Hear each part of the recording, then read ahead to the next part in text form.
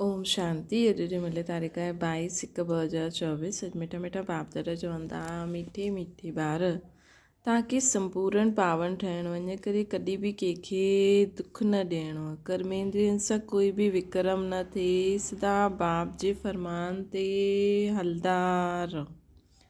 प्रश्न आहे, पत्थर सां पारस ठहिण जी युक्ति छा आहे?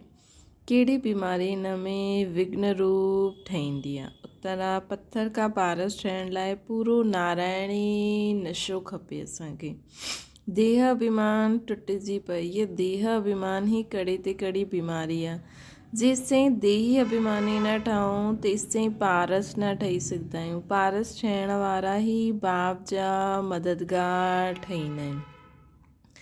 ॿियो आहे, बाबा चवनि था पारस ठहिण में कहिड़ी विघ्न पवंदो आहे। ॿियो आहे, सर्विस बि तव्हांजी बुद्धि खे सोने जो ठाहे छॾंदी। त हिन जे लाइ पढ़ाई ते पारस बुद्धि ठहिण लाइ हिकु त नारायणी नशो हुजिणो खपे।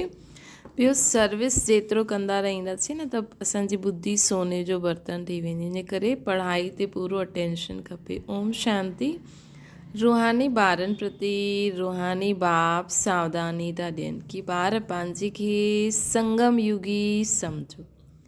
सतयुग त न सम्झो न, तव्हां ब्रह्मण ई पंहिंजे खे संगम युगी सम्झंदा आहियो। ॿियो त सभई पंहिंजे खे कलयुगी सम्झंदा आहिनि। ॾाढो फ़र्क़ु आहे न सतयुग ऐं कलयुग, स्वर्गवासी ऐं नरकवासी। तव्हां त न स्वर्गवासी आहियो न नरकवासी आहियो, तव्हां आहियो पुरुषोत्तम संगम युग वासी। हिन संगम युग खे तव्हां ब्रह्मण ई ॼाणंदा आहियो, ॿियो कोई न ॼाणंदो आहे। तव्हां भले ॼाणंदा बि आहियो परंतु भुलिजी वेंदा आहियो। हाणे मनुष्य खे कीअं सम्झायूं? उहो त रावण जी जंजीरनि में फसियल आहिनि। राम राज्य त आहे न, रावण खे जलाईंदा रहंदा आहिनि। हिन सां सिद्ध आहे कि रावण राज्य आहे। राम राज्य छा आहे ऐं रावण राज्य छा आहे, इहे बि तव्हां सम्झंदा आहियो। नंबर 1, बाप ईंदा आहिनि संगम युग ते त इहा भेट बि हाणे जी आहे। बाबा चवंदा आहिनि त इहा जेकी असां भेट करूं था इहा बि हाणे जी आहे न, संगम युग जी। सतयुग ऐं कलयुग छा थींदो आहे? कलयुग में रहण वारनि खे नरकवासी, सतयुग में रहण वारनि खे स्वर्गवासी चइबो आहे। स्वर्गवासी खे पावन, नरकवासी खे पतित। तव्हांजी त ॻाल्हि ई निराली आहे। तव्हां त हिन पुरुषोत्तम संगम युग खे ॼाणंदा आहियो। तव्हां सम्झायो असां ब्रह्मण आहियूं। वर्णन जो चित्र बि ॾाढो सुठो आहे, इन ते ई तव्हां सम्झाए सघंदा आहियो। कॉन्ट्रास्ट ठाहिणो खपे जो मनुष्य पंहिंजे खे नरकवासी पतित कंगाल सम्झनि। लिखणो खपे, हाणे ये पुराणी कलयुगी दुनिया आहे, सतयुग स्वर्ग नई दुनिया आहे। तव्हां नरकवासी आहियो या स्वर्गवासी आहियो, तव्हां देवता आहियो या असुर आहियो। ईअं त कोई न चईंदो कि असां स्वर्गवासी आहियूं। कई इहे सम्झंदा आहिनि असां त स्वर्ग में वेठा आहियूं। अरे इहे त नर्क आहे न, सतयुग आहे किथे? इहे रावण राज्य आहे, तॾहिं त रावण खे जलाईंदा रहंदा आहिनि न। उन्हनि वटि बि केतिरा जवाब हूंदा आहिनि। हीअ त रावण राज्य आहे तॾहिं त रावण खे जलाईंदा रहंदा आहिनि। उन्हनि वटि बि केतिरा जवाब हूंदा आहिनि। सर्वव्यापी ते बि केतिरी डिबेट कंदा आहिनि। शास्त्रनि में केॾी सारी ॻाल्हियूं लिखियनि, डिबेट कंदा आहिनि न शास्त्रवादी सां गॾु करे। बाबा चईंदा आहिनि न, तव्हां सिर्फ़ु एतिरो चयो असां आत्मा आहियूं, असांजो पीउ परमात्मा आहे। न त हुननि वटि त ॾाढी सारी ॻाल्हियूं हूंदियूं आहिनि। असांखे त आर्ग्यू न वञिणो आहे न। तव्हां ॿार त हिकदमि क्लियर पुछंदा आहियो, हाणे नई दुनिया आहे या पुराणी दुनिया? अहिड़ो क्लियर कॉन्ट्रास्ट ॿुधाइणो आहे, हिन में ॾाढो ब्रेन खपे। अहिड़ी युक्ति सां लिखणो खपे जो मनुष्य पंहिंजे खां पुछे कि मां नरकवासी आहियां या स्वर्गवासी आहियां। ये पुराणी दुनिया आहे या नई दुनिया? ये राम राज्य आहे या रावण राज्य? असां पुराणी कलयुगी दुनिया जा रहवासी आहियूं या नई दुनिया जा वासी आहियूं? हिंदी में लिखी करे पोइ अंग्रेजी गुजराती में ट्रांसलेट करो त मनुष्य पंहिंजे खां पुछे कि असां किथां जा रहवासी आहियूं। कोई शरीर छॾंदो आहे त चईंदा आहिनि स्वर्ग पधारियो, लेकिन स्वर्ग हाणे आहे किथे? हाणे त कलयुग आहे न।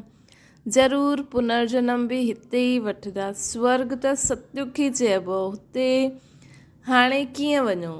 इहे सभु वीचार सां गॾु मंथन करण जी ॻाल्हियूं आहिनि। कीअं क्लियर कॉन्ट्रास्ट हुजे, अहिड़ो कॉन्ट्रास्ट हुजे हुन में लिखो लिखी ॾियो भॻवान वाचे हर हिकु पंहिंजे खां पुछे कि मां सतयुगी राम राज्य निवासी आहियां या कलयुगी रावण राज्य जो निवासी आहियां। तव्हां ब्राह्मण आहियो संगम युगी, तव्हांखे त कोई ॼाणंदो ई न आहे, तव्हां आहियो सभिनि खां न्यारा। तव्हां सतयुग कलयुग खे यथार्थ ॼाणंदा आहियो। तव्हां ही पुछी सघंदा आहियो कि तव्हां विकारी भ्रष्टाचारी आहियो या निर्विकारी श्रेष्ठाचारी आहियो। ये तव्हांजो किताब बि ठही सघंदो आहे। नई नई ॻाल्हियूं कढणियूं पवनि न, जंहिंसां मनुष्य सम्झे कि ईश्वर सर्वव्यापी न आहे।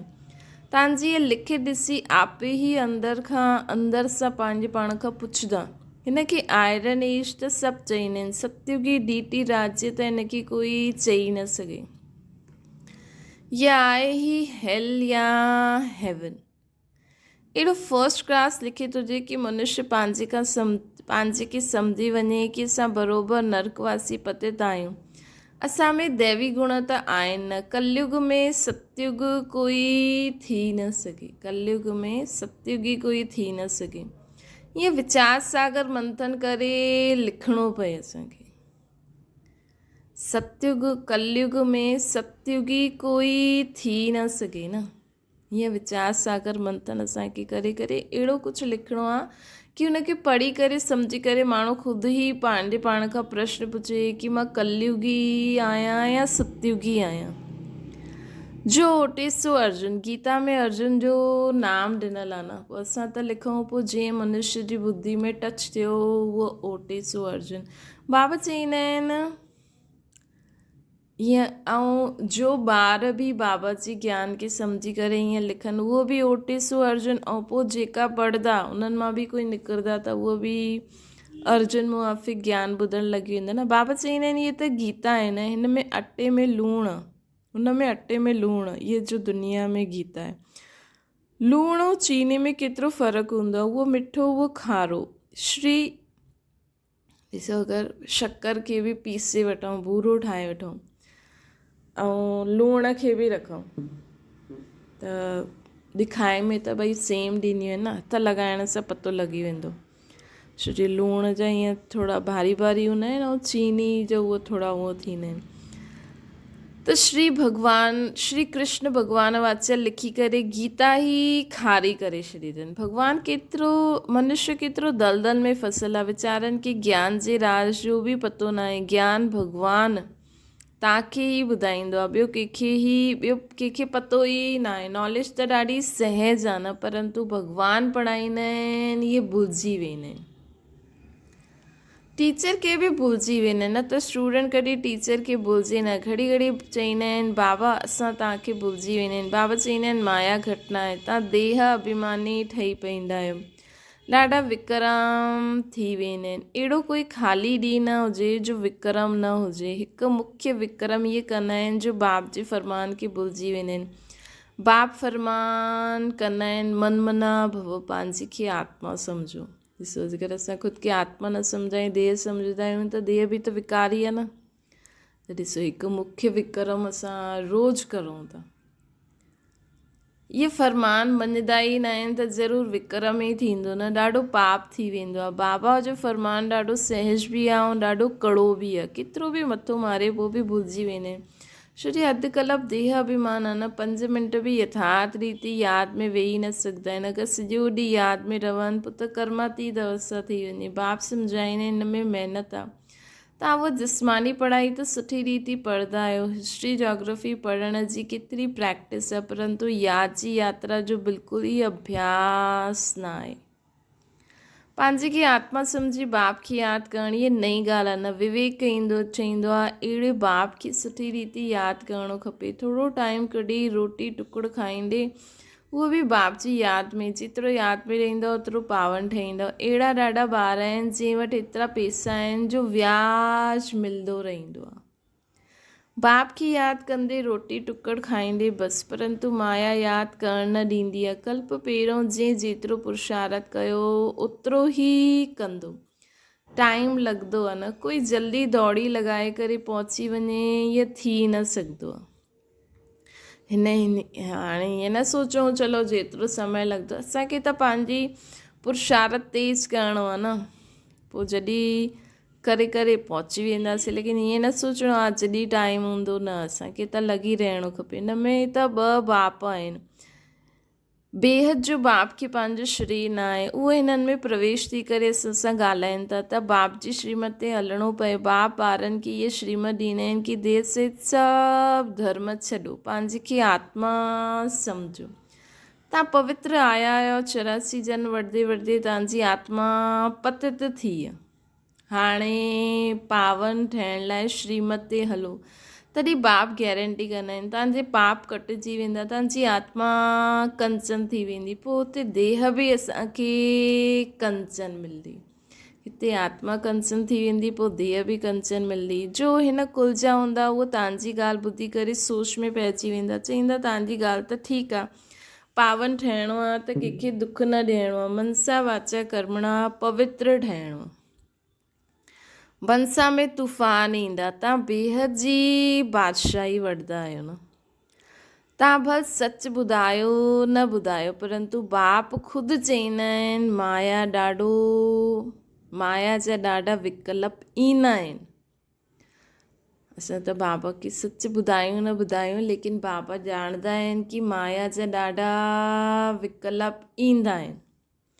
परंतु कर्मेंद्रियनि सां कोई बि विक्रम न करिणो आहे असांखे, कर्मेंद्रिय सां कोई पाप न करिणो आहे। त इहे कंट्रास्ट जी ॻाल्हियूं सुठी रीति लिखणी खपनि। श्री कृष्ण पूरे 84 जन्म वठंदो आहे ऐं शिव पुनर्जन्म में न ईंदा आहिनि। उहो सर्वगुण संपन्न देवता, इहे त बाप ई आहे न। तव्हां ॾिसंदा आहियो पांडवनि जा चित्र केॾा वॾा वॾा ठाहींदा आहिनि। एतिरो मतिलबु, हिन जो मतिलबु कि उहा एतिरी वॾी उन्हनि जी विशाल बुद्धि हुई, बुद्धि वॾी हुई। उन्हनि पोइ शरीर खे वॾो करे छॾियो, जीअं बाबा शिव बाबा बिंदी, लेकिन वॾो शिवलिंग ठाहींदा आहिनि। मतिलबु उन्हनि में शक्तियूं ॾाढियूं आहिनि, गुण सागर। तव्हां जहिड़ी विशाल बुद्धि ॿिए कंहिंजी थी न सघंदी आहे। तव्हांजो आहे ईश्वरीय बुद्धि। भक्ति में केतिरा वॾा वॾा चित्र ठाहे करे पैसा बर्बादु कंदा आहिनि, केॾा वेद शास्त्र उपनिषद ठाहिया, केतिरो ख़र्चो कयो। बाप चईंदा आहिनि तव्हां केतिरा पैसा गवाईंदा आहियो, बेहद जो बाप उलाना ॾींदो आहे। तव्हां फील कंदा आहियो बाबा ॾाढा पैसा ॾिना हुई असांखे, राजयोग सिखलाए करे राजनि जो बि राजा ठातो हुई। उहा जिस्मानी पढ़ाई पढ़ी करे बैरिस्टर आदि ठहींदा आहिनि, पोइ हुन सां कमाई थींदी आहे। हिन करे चईंदा आहिनि knowledge is source of income. ये ईश्वर पढ़ाई भी सोर्स ऑफ इनकम आहे, जंहिंसां असांखे बेहद जी बादशाही मिलंदी आहे। भागवत रामायण आदि में कोई नॉलेज न आहे, एम ऑब्जेक्ट ई कुझु न आहे। बाबा चवनि था भागवत रामायण आदि में कोई बि नॉलेज न आहे, एम ऑब्जेक्ट कुझु बि न आहे न। एम ऑब्जेक्ट हुजणी खपे, उहो ई नॉलेज थींदी आहे, उहो ई पढ़ाई थींदी आहे। बाप जो नॉलेजफुल आहे, उहो वेही तव्हां ॿारनि खे सम्झाईंदा आहिनि। इहा बिल्कुलु नई पढ़ाई आहे। उहो बि केरु पढ़ाईंदो आहे? भॻवानु नई दुनिया जो मालिक ठाहिण लाइ पढ़ाईंदा आहिनि। हिन लक्ष्मी नारायण इहा पढ़ाई सां ऊच पद पातई। हिन लक्ष्मी नारायण हिन पढ़ाई सां ऊच पद पातो अथई। काथे राजा ई काथे प्रजा। कोई जी तक़दीर खुली वञे त बेड़ो ई पार थी वञे। स्टूडेंट सम्झी सघंदो आहे कि असां पढ़ंदा आहियूं पोइ पढ़ाए सघंदा आहियूं व न। पढ़ाई ते पूरो अटेंशन रखिणो खपे। पथर बुद्धि थियण जे कारण कुझु बि सम्झंदा न आहिनि। तव्हांखे ठहिणो आहे सोने जी बुद्धि, असांखे ठहिणो आहे सोने जी बुद्धि। उहा उन्हनि जी ठहींदी जो सर्विस में रहंदा। बैस ते बि कंहिंखे सम्झाए सघंदा आहियूं न असां। बेहद जे बाप सां बेहद जो वरसो वठो। भारत स्वर्ग हुयो, भारत स्वर्ग आहे न, कल्ह जी ॻाल्हि आहे। चई 5000 वर्ष जी ॻाल्हि आहे, काथे लाखों, काथे 5000 साल जी ॻाल्हि, काथे लाखों वर्ष जी ॻाल्हि। केतिरो फ़र्क़ु आहे। त सम्झाईंदा आहियो त बि सम्झंदा न आहिनि, जीअं बिल्कुलु ई पथर बुद्धि आहिनि। इहे बैच बि असांजे लाइ जीअं हिकु गीता आहे, इन में सॼी पढ़ाई आहे। बाबा चवनि था मनुष्य खे त भक्ति मार्ग जी गीता ई यादि रहंदी आहे। हाणे तव्हांजो बाप द्वारा गीता ॿुधायो हुन सां तव्हां 21 जन्मनि जे लाइ सदगति पाईंदा आहियो न। शुरू में केतिरी तव्हां गीता पढ़ी, पूजा बि तव्हां ही शुरू कई। हाणे पुरुषार्थ करे ग़रीबनि खे भक्ति मार्ग जी जंजीरनि सां छुड़ाइणो आहे। कोई न कोई खे सम्झाईंदा रहो, हुन सां हिकु ॿ निकिरी ईंदा। अगरि 5-6 इकट्ठा ईंदा त कोशिशि करे अलॻि अलॻि फॉर्म भराए अलॻि अलॻि सम्झाइणो आहे, बाबा चवनि था। न त उन्हनि में हिकु बि अहिड़ो हूंदो जो ॿियनि खे ख़राबु करे ॾींदो। फॉर्म त ज़रूरु अलॻि भरायो, हिकु ॿ खे ॾिसनि बि न त उहे सम्झी सघंदा। जीअं पेपर वठंदा आहिनि न, अलॻि अलॻि भराईंदा आहिनि ताकी उन्हनि जी बुद्धि खुले। न त उहा देखा देखी पुछ में पंहिंजी जो बुद्धि में आहे उहा घटि थी, उहा डपिजी वेंदो आहे। इहे सभु युक्तियूं खपनि, तॾहिं तव्हां सक्सेसफुल थी सघंदव। बाप बि वापारी आहे, जो होशियारु हूंदो उहो सुठो वापारु कंदो। बाप केतिरो फ़ाइदे में वठी वेंदा आहिनि। झुंड इकट्ठो आयो त चओ फॉर्म अलॻि अलॻि भरिणो आहे। अगरि सभु रिलीजियस माइंडेड हूंदा त इकट्ठा वेही करे पुछणो खपे। अगरि सभु रिलीजियस माइंडेड हूंदा त इकट्ठो थी करे पुछणो खपे। गीता पढ़ी आहे, देवताउनि खे मञंदा आहियो। बाबा चईंदा आहिनि भक्तनि खे ई ॿुधाइणो आहे। असांजी भॻत, असांजा भक्त ऐं देवताउनि जे भॻत में उहो जल्दी सम्झंदा। असांजा जेका भॻत ऐं देवताउनि जा भॻत जेका हूंदा उहो जल्दी सम्झंदा। पत्थर खे पारस ठाहिणु कोई मासी जो घर न आहे। पत्थर खे पारस ठाहिणु कोई मासी जो घर न आहे। देहाभिमान करे त करे ॾाढी गंदी बीमारी आहे। जॾहिं जेसि ताईं देहाभिमान न टुटे तेसि ताईं सुधरणु ॾाढो मुश्किल आहे। देही अभिमानी ठहो, बाबा चवनि था देही अभिमानी ठहो। हिन में पूरो नारायणी नशो खपे। असां अशरीरी आयासीं, अशरीरी थी करे वञिणो आहे। इहे छा रखियो आहे? बाप चईंदा आहिनि मूंखे यादि करो, हिन में महिनत आहे, ॾाढी वॾी मंज़िल आहे। हलण सां मालूम पइजी वेंदो आहे। इहे सुठो मददगार ठहींदो। कल्प पहिरों मिसल। अच्छा, मीठी मीठी सिकी जे ॿारनि प्रति माता पिता बाप दादा जो यादि प्यार ऐं गुड मॉर्निंग। रूहानी बाप जी सभिनि रूहानी ॿारनि खे नमस्ते। असांजी बि रूहानी माता पिता बाप दादा खे यादि प्यार गुड मॉर्निंग ऐं नमस्ते। धारणा जे लाइ मुख्य सार, मनसा वाचा कर्मणा पवित्र रहणो आहे। कर्मेंद्रियनि सां कोई बि विक्रम न थिए, हिन जी संभाल करणी आहे। आत्मा खे कंचन ठाहिण लाइ यादि में ज़रूरु रहणो आहे। ॿियो आहे देह अभिमान जी कड़ी बीमारी सां छुटणो आहे। सदा नारायणी नशे में रहणो आहे। अभ्यास करो। असां अशरीरी आयासीं, हाणे अशरीरी थी करे वञिणो आहे। वरदान योग कराइण जी योग्यता सां गॾु गॾु प्रयोगी आत्मा ठहो। बाप दादा ॾिठो अथई ॿार योग कराइण में त होशियारु आहिनि। त जीअं योग कराइण में योग्य आहियो, ईअं ई प्रयोग करण में बि योग्य ठहो। अर्थात पंहिंजे योग जी शक्ति ॿियनि खे ॾेई करे उन्हनि खे बि असां ज्ञानी योगी आत्मा ठाहे सघूं, सुखी शांत शक्तिशाली ख़ुशी वारो ठाहे सघूं। हाणे प्रयोगी जीवन जी आवश्यकता आहे। हिन खां पहिरियों चेक करो कि पंहिंजे संस्कार परिवर्तन में केसि ताईं प्रयोगी ठहिया आहियो। छो जी श्रेष्ठ संस्कार ई श्रेष्ठ संसार जी रचना जी नींव आहे। अगरि नींव मज़बूत आहे त अन्य सभु ॻाल्हियूं सुत ई मज़बूत थी वेंदियूं। स्लोगन आहे, अगरि असांजा श्रेष्ठ संस्कार थी वेंदा त उहो संसार बि उहा ई नींव आहे न नए सुठे संसार जी। त असांजी मज़बूत हुजे नींव, असांजा संस्कार पक्का हुजनि, तॾहिं वो वाइब्रेशन पूरे विश्व में फैलंदा ऐं पूरी विश्व परिवर्तन थींदी वेंदी। स्लोगन आहे, अनुभवी आत्मायूं कॾहिं बि वायुमंडल व संग जे रंग में न अची सघंदियूं आहिनि। अनुभवी आत्मा, हिकु बार अनुभव थी वियो हर ॻाल्हि जो, त असां कॾहिं बि संग ऐं रंग जे रंग में न अची सघंदासीं, वायुमंडल जे बसि संग जे रंग में न अची सघंदासीं। अव्यक्त साइलेंस द्वारा डबल लाइट फ़रिश्ते स्थिति जो अनुभव करो। सदा ख़ुशी में झूलण वारा, सर्व जा विघ्न हरता व सर्व जी मुश्किल खे सहज करण वारा तॾहिं ठहींदव जॾहिं संकल्प में दृढ़ता हूंदी। सदा ख़ुशी में झूलण वारा, सर्व जी विघ्न हरता, सर्व जी मुश्किल खे सहज करण वारा तॾहिं ठहींदव जॾहिं संकल्प में दृढ़ता हूंदी, स्थिति में डबल लाइट हूंदो।